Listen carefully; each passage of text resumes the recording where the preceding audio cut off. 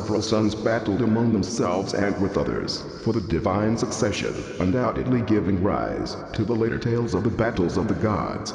The third great god of Sumer was another son of Anu. He bore two names, Ea and Enki. Like his brother Enlil, he, too, was a god of heaven and earth, a deity originally of the heavens who had come down to earth.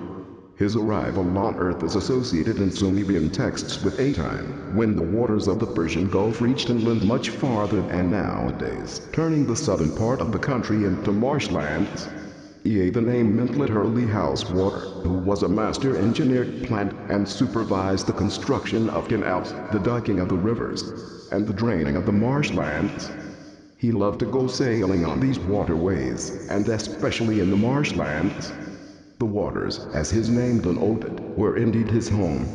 He built his great house in the city he had founded at the edge of the marshlands, a city appropriately named aka place of the water fishes. It was also known as Eridu, home of going afar. Ea was lord of the salt waters, the seas and oceans. Sumerian texts speak repeatedly of a very early time, when the three great gods divided the realms among them. The seas they had given to Enki, the prince of earth, thereby giving Enki the rulership of the Apsu, the deep. As lord of the seas, Ea built ships that sailed to far lands, and especially to places from which precious metals and semi-precious stones were brought to Sumer. The earliest Sumerian cylinder seals depicted Ea as a deity surrounded by flowing streams that were sometimes shown to contain fish.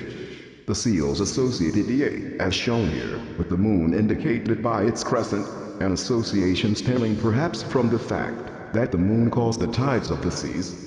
It was no doubt in reference to such an astral image that Ea was given the epithet Nin.igi.cool Lord Right Eye. According to the Sumerian text, including a truly amazing autobiography by Ea himself, he was born in the heavens and came down to earth before there was any settlement or civilization upon earth. When I approached the land, there was much flooding, he stated. He then proceeded to describe the series of actions taken by him to make the land habitable. He filled the Tigris River with fresh, life-giving waters. He appointed a god to supervise the construction of canals to make the Tigris and Euphrates navigable, and he unclogged the marshlands, filling them up with fish and making them a haven for birds of all kinds, and causing to grow there reeds that were useful building material. Turning from the seas and rivers to the dry land, Ea claimed that it was he who directed the plow and the yoke, opened the holy furrows, built the stalls, erected sheepfolds. Continuing, the self-adulatory text named by scholars Enki and the world order credited the god with bringing to earth the arts of brick-making, construction of dwellings and cities, metallurgy, and so on, presenting the deity as mankind's greatest benefactor, the god who brought about civilization. Many texts also depicted him as mankind's chief protagonist at the councils of the gods.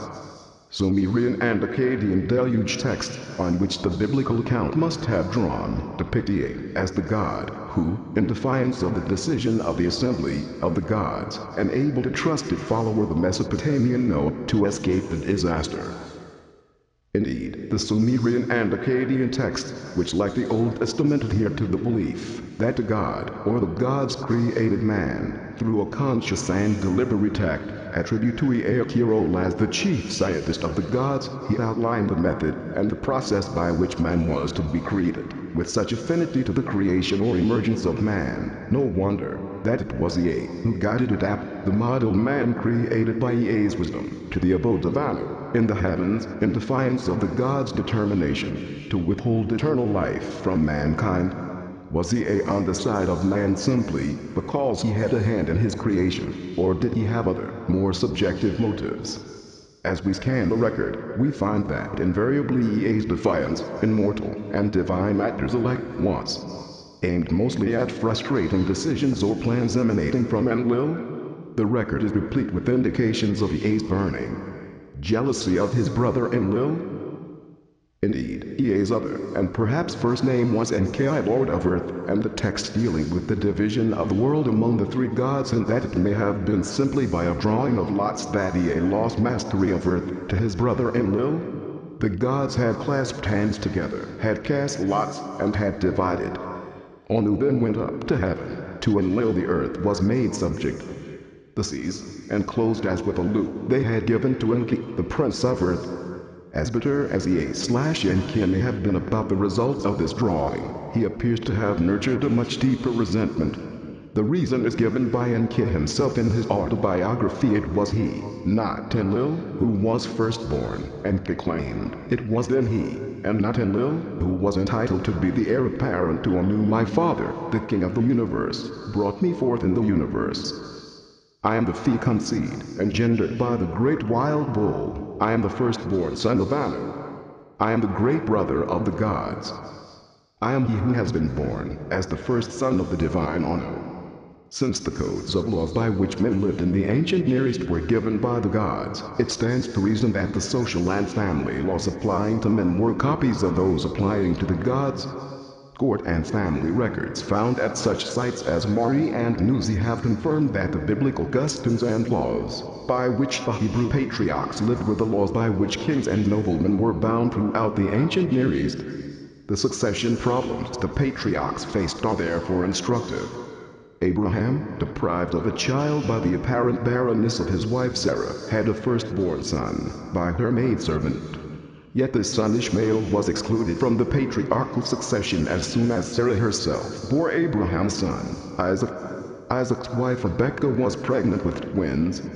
The one who was technically firstborn was Esau, a reddish, hairy, and rugged fellow. Holding on to Esau's heel was the more refined Jacob, whom Rebekah cherished.